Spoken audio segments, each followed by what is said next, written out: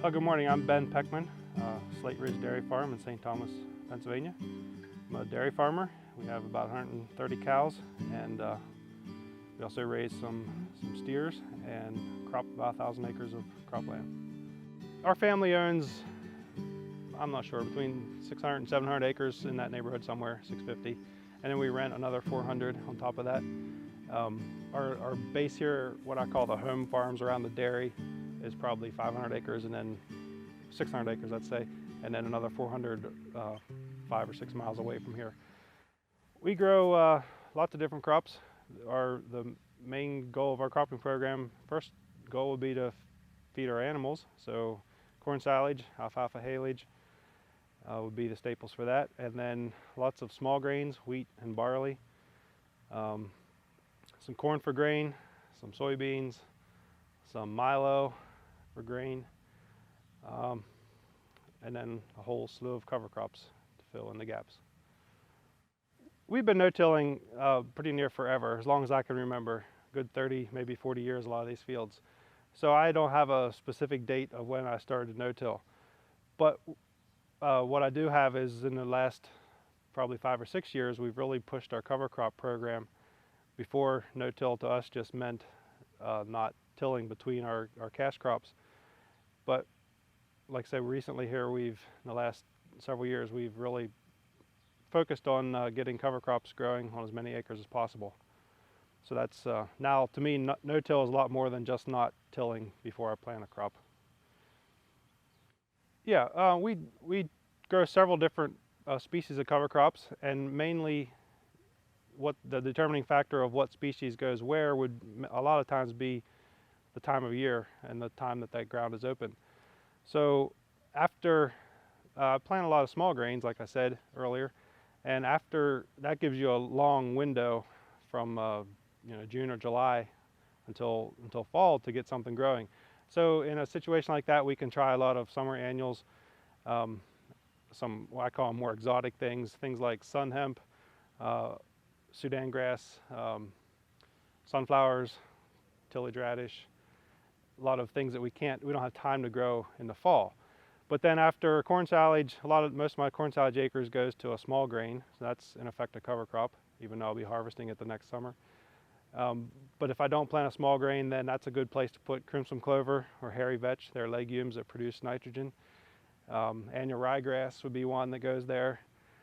And I'm listing all these species, but I try not to plant single species of anything, or I should say I limit that. I like to plant mixes of things, 2, 3, 4, 5, up to 8 or so species in one field. Now, the field behind me here was planted after corn for combine corn for grain, and so that made it later in the fall yet, and so I was pretty well limited there to just rye. And so I find myself doing mixes clear up until maybe the end of September, and then after that, generally, the mixes won't work, the legumes won't grow, and so you're better off just getting a rye, triticale, or something like that on the field, so it's covered. Well, after I got on the cover crop bandwagon, and my cover crops kept getting thicker and taller and everything, I realized at some point I'm going to have an issue planting into them. And I was at a field day and met a gentleman who had invented a crop roller that was on his corn planter. And I saw it running during a field day, and I thought, boy, I got to have one of them. It works. And so 3 years ago, I talked to that guy, and he built me a prototype.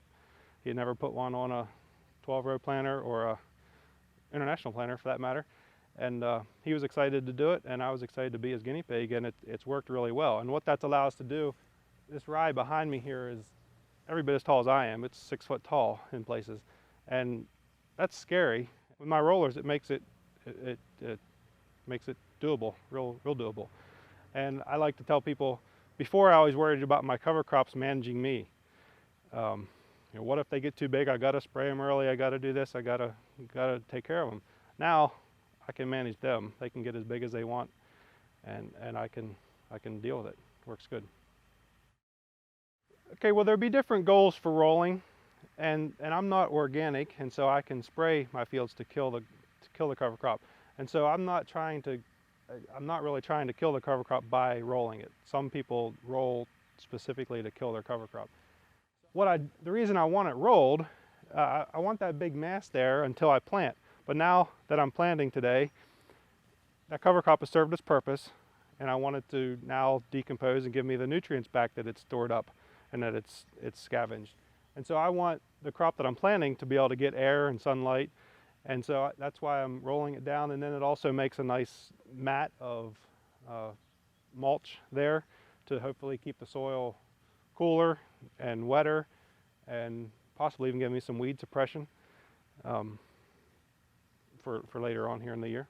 I guess our expectations with this program would be to increase our soil health in a larger way than just no-tilling or just letting your cover crop get little before you kill it. And so, yeah, I have high expectations of it increasing organic matter, increasing water hold capacity. It's obviously decreased runoff from the fields. I can pretty near guarantee that any nutrient that I applied in the form of manure over the past year hasn't left this field. It's there. And neither has any topsoil left this field. It's there as well. And so that's a huge benefit. I think definitely our soil health is improving, and that's something hard to measure. One of the easiest ways to measure it would be organic matter, how much organic matter is in the field. And we've had fairly high organic matters because we've not tilled for a long time, but I think we are seeing them increase. I actually have some 5.5 and 6, up to 6.5% organic matters. Some of these farms that we've done this for a long time. So that's huge. So one thing that my cover crop program does not do for me is make it rain. And that's what we're always limited on here. And that's one of the reasons we're doing this, conserve moisture and to do that. But I think the cover crops do help retain moisture.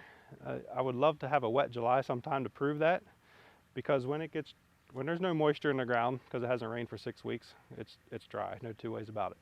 But yeah, definitely, there's definitely not as much evaporation going on when you have a mat like this laying there. I would recommend this approach to other producers. I would not recommend jumping in with both feet as far as I have all at one time. I would take baby steps to get there. I think it's a sustainable way of farming, or I've heard it's a regenerative way of farming. We got to protect this resource that we have in our soil. We let it wash to the bay.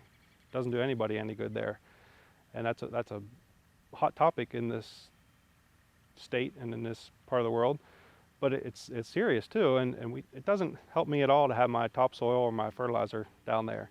And so yeah, anything I can do to keep it here and encourage my neighbors to do to keep theirs on their farm too, it's a benefit to everybody.